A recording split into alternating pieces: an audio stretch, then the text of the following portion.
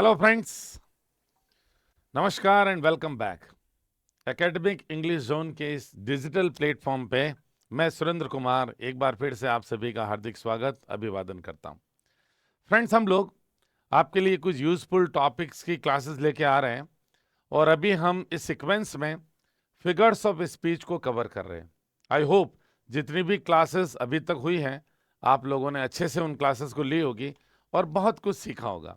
और आज के सेशन में भी हमेशा की तरह आप 3 बहुत यूजफुल फिगर्स ऑफ स्पीच को सीखने जा रहे हैं। ओके, अक्सर आपको एग्जामिनेशंस में मेटोनमी, सिनकडकी इनको लेकर थोड़ा बहुत कंफ्यूजन होता है, तो आज ये आपका कंफ्यूजन दूर कर देते हैं।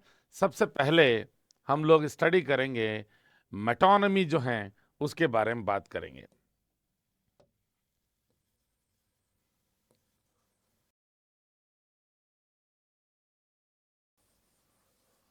दोस्तों, मेटोनिमी जो है वो एक ऐसा फिगर ऑफ स्पीच है जिसमें हम एक ऐसे ऑब्जेक्ट से एक व्यक्ति को रिप्रेजेंट करते हैं जिससे वो क्लोजली एसोसिएटेड होता है ना। फॉर एग्जाम्पल, हम कई बार कहते हैं कि हाउस ने ये डिसाइड किया है कि ये बिल पास कर दिया जाए। अब हाउस का मतलब क्या हुआ दोस्तों?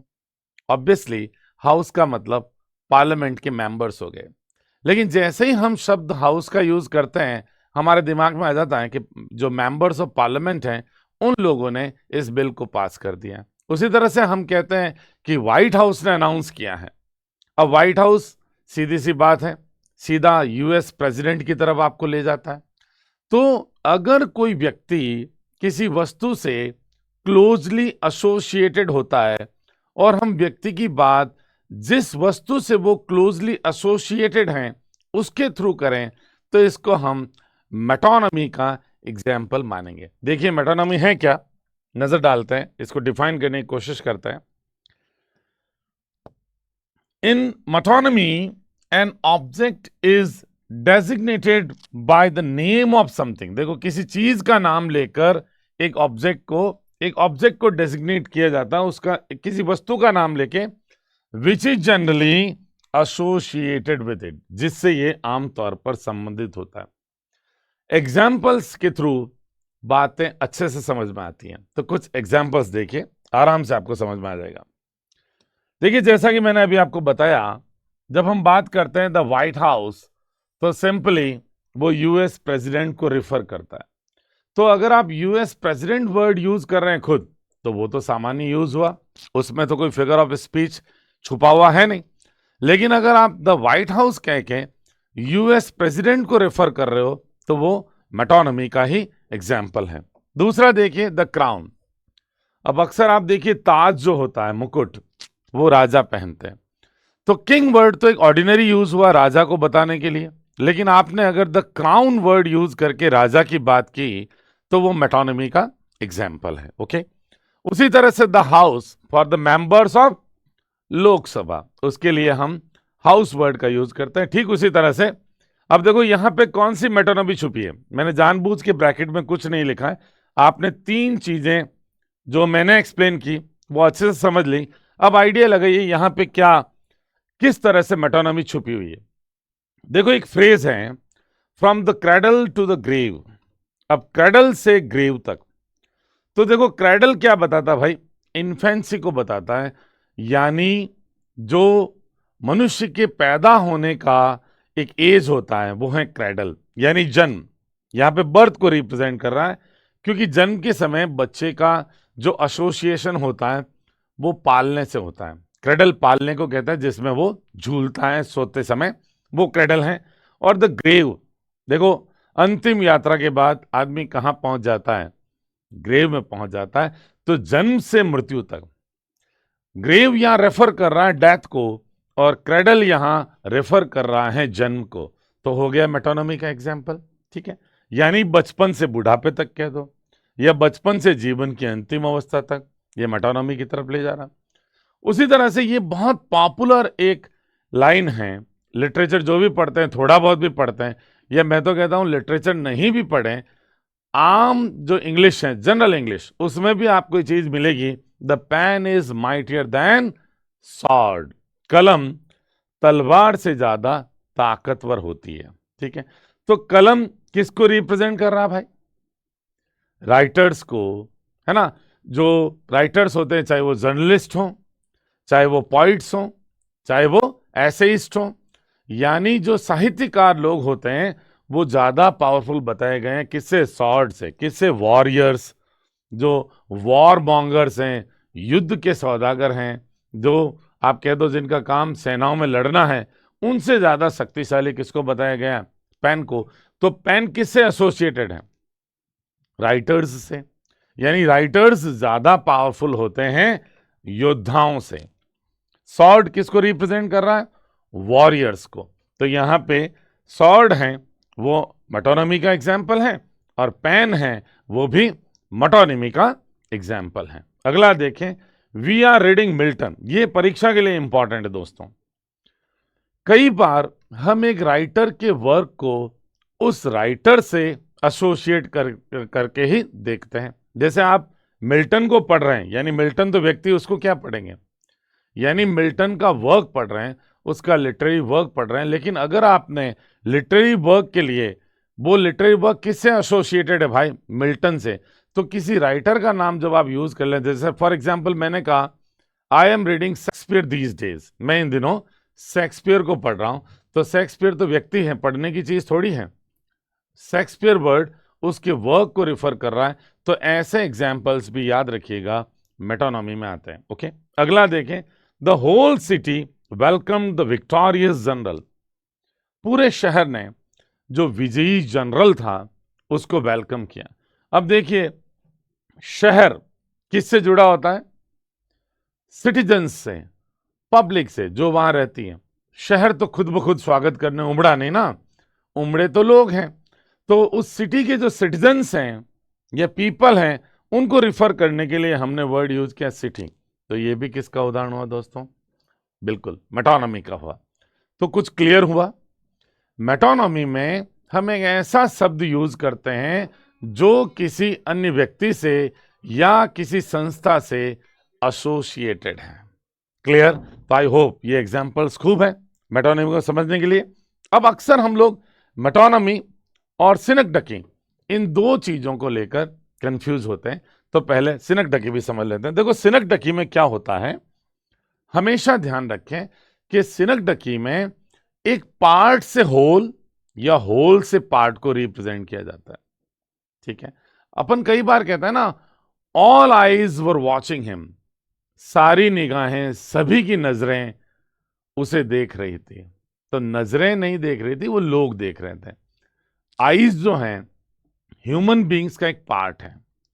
तो हम आईज के थ्रू स्पेक्टेटर्स को या ऑडियंस को एक्सप्रेस करना चाहते हैं, तो वो सिनकडकी का एग्जाम्पल होगा, न कि मेटोनॉमी का।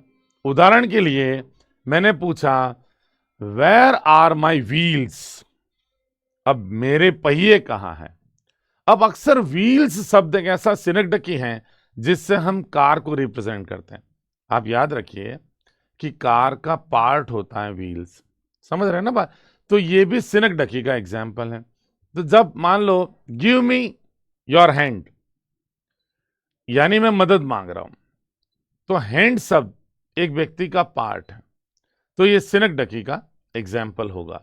तो याद रखें, जब हम एक पार्ट से होल या कई बार होल से पार्ट भी एक्सप्रेस कर दिया जाता है, तो उस फिगर ऑफ स्पीच को हम लोग सिनकडकी पुकारते हैं। देखते हैं सिनकडकी है क्या। चलिए, तो अब हम लोग बात करते हैं सिनकडकी की, है ना।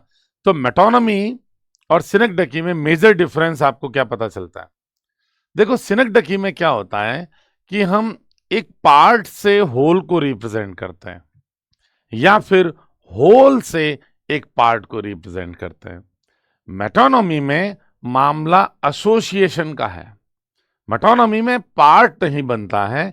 फॉर एग्जाम्पल हम बात करते हैं द व्हाइट हाउस की, तो व्हाइट हाउस क्या है? यूएस प्रेसिडेंट का कोई हिस्सा नहीं उसके शरीर का। लेकिन हम बात करते हैं फॉर एग्जाम्पल कि ऑल आईज वर वॉचिंग हर, सारी नजरें उसको देख रही थी। तो आईज मतलब क्या है? हम ह्यूमन बीइंग्स को आईज से रिप्रेजेंट कर रहे हैं, है ना। अ ग्रुप ऑफ पीपल के लिए हम यूज कर रहे हैं ऑल आईज वर वॉचिंग हर। ठीक है ना। तो यानी आप सीधा सीधा आई से कुछ लोगों को बता रहे हैं, तो ये किसका एग्जाम्पल होगा? सिनेक्डकी का होगा, न कि मेटोनमी का। ठीक है ना। तो कई बार हम पार्ट से होल को बताते हैं या होल से पार्ट को बताते हैं, तो ये जो फिगर ऑफ स्पीच है इसे हम लोग सिनेक्डकी पुकारते हैं। देखिए जरा, हम बात करते हैं in synecdoche a part is used to designate the whole. एक पार्ट को होल से रिप्रेजेंट किया जाता है या पार्ट यूज किया जाता है होल को रिप्रेजेंट करने के लिए, और द होल या होल को यूज कर लिया जाता है टू प्रेजेंट ए पार्ट। ठीक है, देखें कैसे। फॉर एग्जाम्पल हम यूज करते हैं वेयर आर माई व्हील्स। मेरी व्हील्स कहाँ हैं? व्हील्स का मतलब है मेरी कार कहाँ है, जबकि आपको पता है कि कार का एक पार्ट होता है व्हील्स। ठीक है ना। बात करते हैं फेसेस। अब फेसेस हम लोगों के लिए यूज करते हैं। ऑल फेसेस वर डिसअपॉइंटेड, यानी all the people present there were disappointed. तो फेसेस ह्यूमन बीइंग्स का पार्ट होता है फेसेस, उससे हम ह्यूमन बीइंग्स को रिप्रेजेंट कर रहे हैं, तो सिनेक्डकी का एग्जाम्पल हो गया। उसी तरह से हायर्ड हैंड्स, जो लेबरर्स होते हैं उनके लिए अपन यूज करते हैं, वर्कर्स वगैरह के लिए। The labours hands are not working efficiently. तो द लेबर्स हैंड्स का मतलब क्या हुआ? हायर्ड हैंड्स कह दो, लेबर्स हैंड नहीं। The hired hands are not working properly. इसका मतलब हम वर्कर्स की बात कर रहे हैं, जिन लोगों को हमने हायर किया हुआ है वो हैंड्स यूज कर रहे हैं। देखो, हैंड्स किसको रिफर कर रहा है? वर्कर्स को।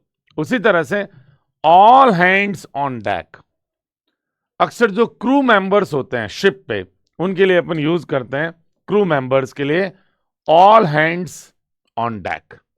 तो ये भी एक सिनेक्डकी हुआ, क्योंकि क्रू मेंबर्स का पार्ट होता है हैंड्स। ठीक है ना। उसी तरह से गिव अस दिस डे और डेली ब्रेड। अब देखो यहां पे सिनेक्डकी का एग्जांपल है ब्रेड। क्यों है भाई?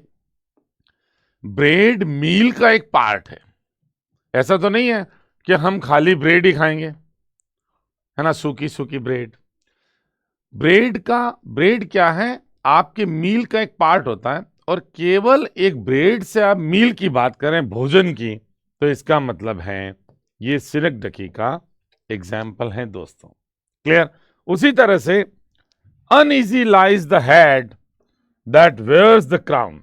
अब यहां पे जो क्राउन है वो नहीं है सिनेक्डकी का एग्जाम्पल। बताओ कौन सा वर्ड इसमें सिनेक्डकी का एग्जाम्पल है भाई? आप लोग गैस कीजिए, गैस इट, लगाइए अंदाजा। Uneasy lies the head that wears the crown, बहुत पॉपुलर प्रोवर्ब है ये। असहजता या कठिनाई, अनईजी का मतलब यहां पे कठिनाई, लाइज द हेड, उस सिर पे पड़ी रहती हैं, यानी कठिनाइयां उस व्यक्ति को फेस करना पड़ता है दैट वेयर्स द क्राउन, जो क्राउन पहनता है, यानी जो जिसके सिर पे ताज हो, जिसे आपने राजा बना लिया। कठिनाइयां जिम्मेदार व्यक्ति के सिर पे हो रही है, तो यहां पे सिनेक्डकी का एग्जाम्पल है हेड, क्योंकि हेड बताता उस पर्सन को जो जिम्मेदार होता है, उसी को कठिनाइयों का सामना करना पड़ता है। तो यहां पे हेड वर्ड सिनेक्डकी का एग्जाम्पल है, क्योंकि सिर एक व्यक्ति का पार्ट होता है, और हेड वर्ड से आपने एक पर्सन को रेफर करने के लिए यूज किया है, तो ये सिनेक्डकी का एग्जाम्पल है। ओके, अगला देखें, he has many mouths to feed. ये बहुत पॉपुलर एक तरह से सेंटेंस है। जब भी परीक्षाओं में सिनेक्डकी को पूछने की इच्छा होती है पेपर सेटर्स की, तो आपको ये एग्जाम्पल मिलता है, he has many mouths to feed. उसको कई माउथ्स को फीड करना पड़ता है, भोजन कराना पड़ता है। तो माउथ्स बता रहा है यहां पे फैमिली मेंबर्स को।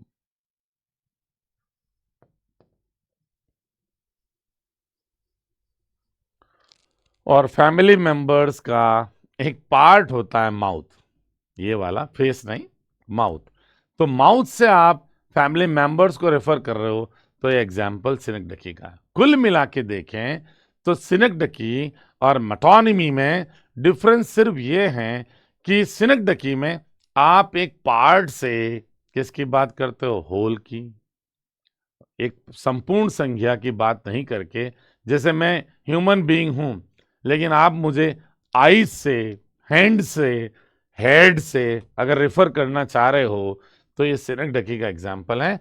और मेटोनिमी में एक ऐसी चीज से एक व्यक्ति का या किसी का उल्लेख किया जाता है जिससे वो एसोसिएटेड है ना। फॉर एग्जाम्पल अपन बात करते हैं where is the head of the institute. अब देखो यहां पे हेड न तो सिनेक्डकी का एग्जाम्पल है न मेटोनॉमी का है। हेड सबसे आप क्या कर रहे हो, ये एक मेटाफर है। आप स्कूल के जो मुखिया होते हैं उसके लिए हेड वर्ड यूज कर रहे हो तो वो न तो सिनेक्डकी का एग्जाम्पल है न फिर वो हेड का मतलब मुखिया है, ये सिर नहीं है। अपन ये नहीं पूछ रहे हैं कि स्कूल का सिर कहाँ है, स्कूल का प्रधान कौन है। वो एक तरह से मेटाफर का उदाहरण है, याद रखिएगा, सिनेक्डकी का नहीं। लेकिन जब हम एक पार्ट से होल को बताएं या होल से पार्ट, अब देखो होल से पार्ट कैसे है, जैसे मैं कह रहा हूं India have one the match, तो इंडिया तो पूरा देश है, ये होल है। अब आप इंडिया सबसे केवल इंडिया की टीम बताना चाह रहे हो तो होल से इंडिया का एक पार्ट कौन सा, इंडिया की टीम, तो ये भी सिनेक्डकी का एग्जाम्पल ही माना जाएगा क्योंकि आप पूरे कंट्री से कंट्री के एक छोटे से पार्ट जो उसकी टीम है उसको रिफर करना चाह रहे हो तो ये एग्जाम्पल भी सिनेक्डकी का ही होगा दोस्तों। Is that clear. अगला फिगर ऑफ स्पीच बहुत छोटा है, लाइटोटीज। आपने सुना होगा, लाइटोटीज क्या है उसके बारे में हम लोग अब बात करेंगे, ठीक है। लाइटोटीज लास्ट में है, चलो पहले लाइटोटीज कर लेते हैं, बात कर ली तो। अब लाइटोटीज, पहले तो इसका प्रोनाउंसिएशन इंपॉर्टेंट है, लाइटोटीज, ओके। ऐसे नहीं पढ़ना है लिटोटीज, ये याद रखें, लाइटोटीज, लाई फोनेटिकली लिखे हैं तो लाई टाउ और टीज, लाइटोटीज, ठीक है। अब लाइटोटीज क्या है, बहुत छोटा सा एक फिगर ऑफ स्पीच है।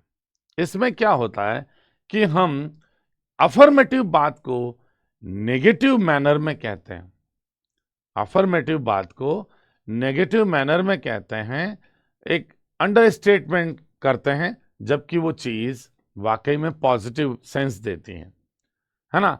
जैसे हम कई बार कहते हैं ना, अरे ये कोई शॉट खराब नहीं है, कोई बुरा प्रयास नहीं है, यानी प्रयास अच्छा है। जैसे मैंने कह दिया I am a citizen of no mean city, मैं किसी हल्के फुल्के शहर का आदमी नहीं हूं, इसका मतलब मैं कहना चाहता हूं कि I belong to a very good city, decent city, है ना। तो नेगेटिव मैनर में जब आप पॉजिटिव सेंस देने वाली बात करते हो तो that is an example of litotes, okay. तो बात करते हैं लाइटोटीज की। In this figure of speech something affirmative is expressed by negation, है ना। कोई अफर्मेटिव बात को आप नेगेशन के थ्रू एक्सप्रेस करते हैं। It is the opposite of hyperbole. Hyperbole में क्या होता, ओवर स्टेटमेंट होता है ना, और ये उसका अपोजिट है, तो इसका मतलब ये अंडर स्टेटमेंट है। आपने हल्के मैनर में बात की है, कोई बड़ा चढ़ा के नहीं की है, लेकिन आपकी जो बात है वो बहुत ही अफर्मेटिव सेंस देती हैं या पॉजिटिव सेंस देती हैं। ये हैं आपके लाइटोटीज की खास बात, ओके। कुछ उदाहरण देखते हैं। जैसे मैंने कहा ही इज नो फूल, वो कोई मूर्ख नहीं है, इसका मतलब हम ये कहना चाहते हैं ही इज वाइज, ओके। भाई मैं किसी से प्रेम करता हूं और मैं ऐसा वर्ड यूज कर रहा हूं, I am not without love for her, I am not without love for her.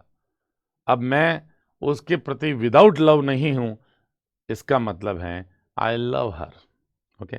Negative manner में अफर्मेटिव बात कहना, विशेष रूप से ये टॉपिक जब आप ट्रांसफॉर्मेशन पढ़ते हो, है ना, अफर्मेटिव के नेगेटिव सेंटेंस बनाना या नेगेटिव से वापस अफर्मेटिव बनाना, उसमें ये टॉपिक बहुत काम आता है, या असर्टिव से इंटरोगेटिव बनाना, उसमें ये बहुत काम आता है, लाइटोटीज। ओके, तो देखो, this is no mean feat, ये कोई कम बहादुरी भरा कार्य नहीं है। फीट करतब कह दो, बहादुरी का कोई कार्य कह दो, एडवेंचरस टास्क कह दो, तो कोई कम बहादुरी का काम नहीं है। इसका मतलब it is a brave feet, it is an extra ordinary feet. ठीक है ना? तो यहां पे पॉजिटिव मीनिंग देना चाह रहे हैं हम, ये कहना चाहते हैं इट इज या this is an extra ordinary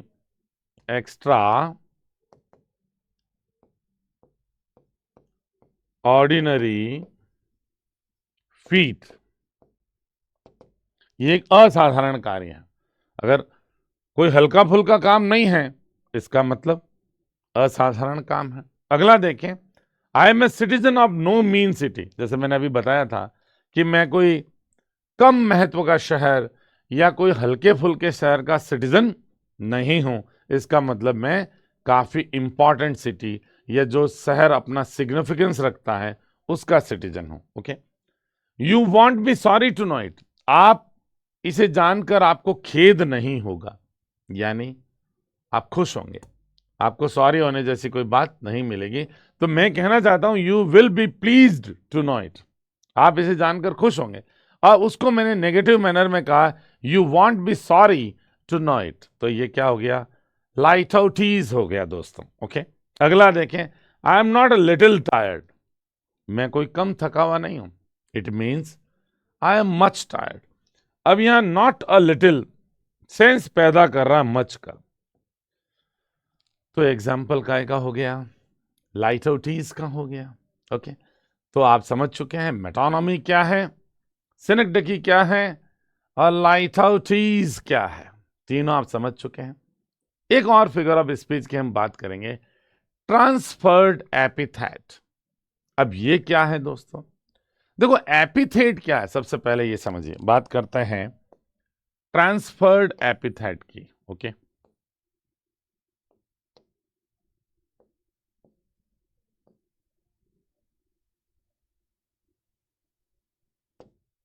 ये देखिए, अब ये क्या है ट्रांसफर्ड एपिथेट?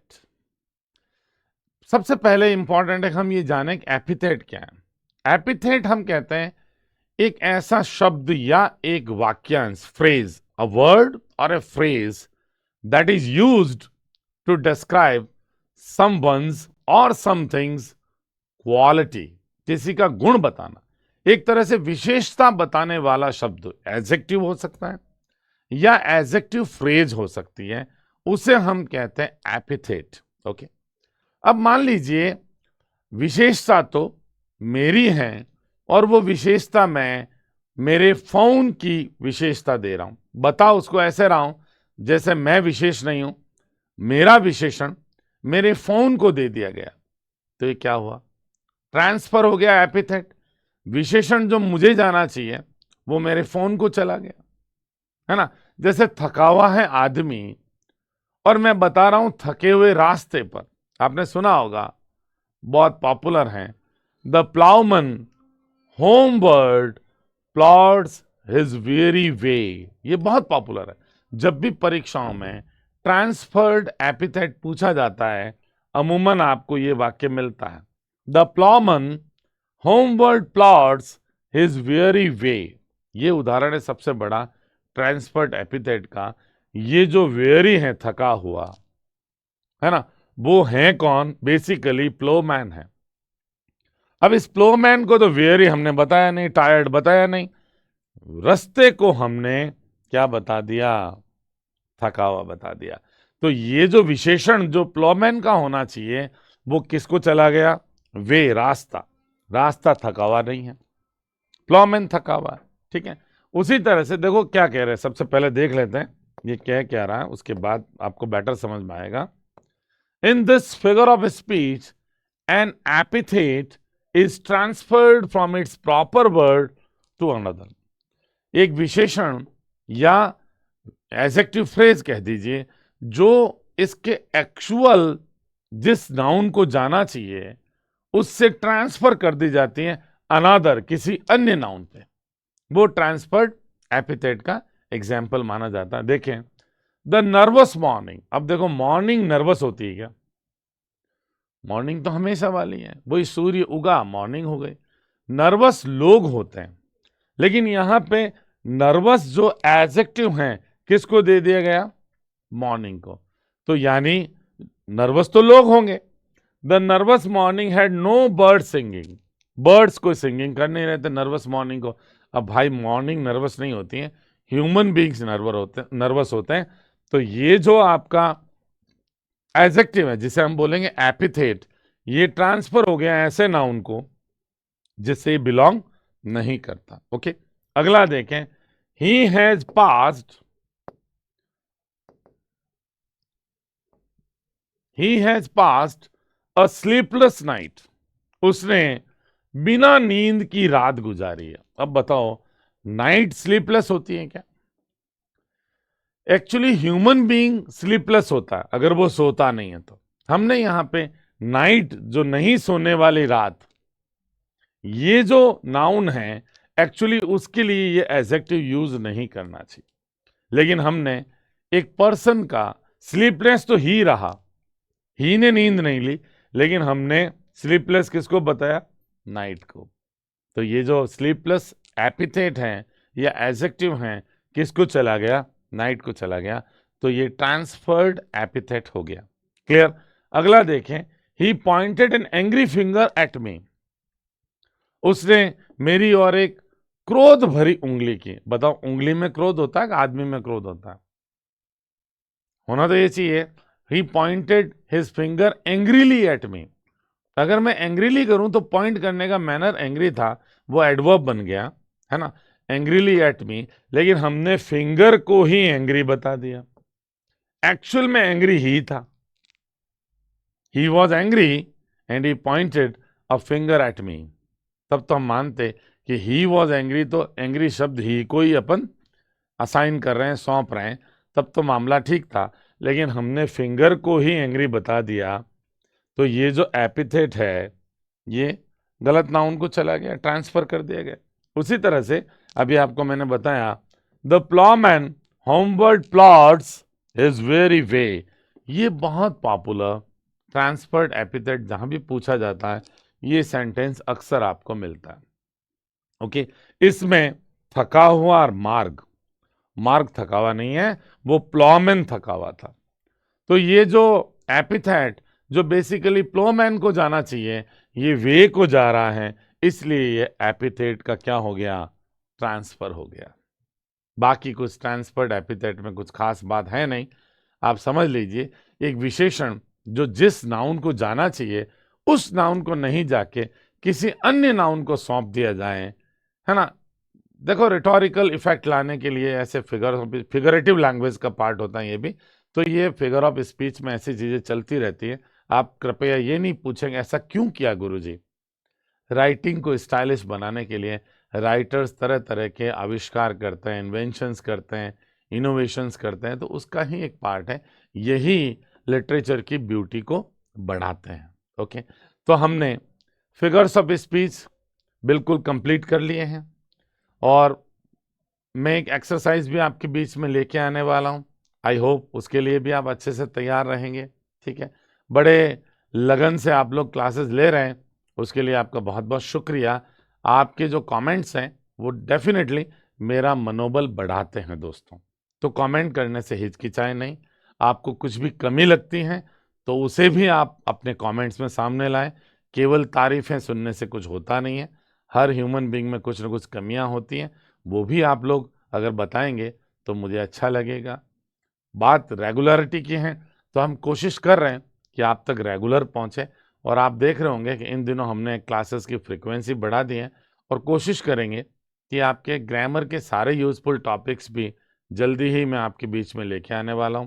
तो चैनल को अगर सब्सक्राइब अभी तक नहीं किया है तो भाई कर लीजिए, आपके भले के लिए ही है ये चैनल।